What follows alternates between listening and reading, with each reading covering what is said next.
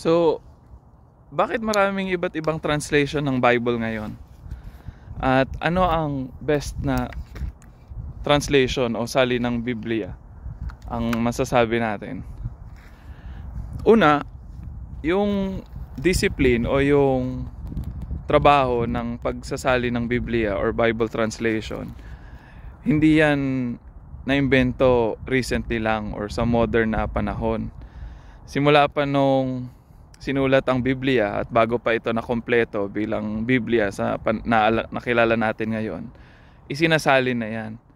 Nagsimula yan sa kasaysayan ng mga sinaunang Israel na sumulat kung ano yung ipinahayag ng Panginoon o ng Diyos. Una kay Moises at later on sa mga susunod na henerasyon ng mga propeta at mga nagtuturo ng salita ng Diyos sa bayan niya.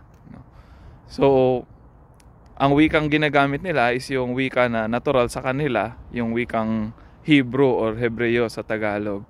Pero hindi lang yon yung salitang ginamit sa Biblia. Later on, na-expose sila sa iba't ibang kultura, na-expose sila sa iba't ibang bayan. So, natutunan din nila yung ibang wika, no? Kaya yung Biblia, para magpatuloy na malaman at maunawaan ng mga tao, isinisali nila ito dun sa mga wika kung saan na-expose sila at yung mga wika na sinasalita ng mga tao ng panahon nila.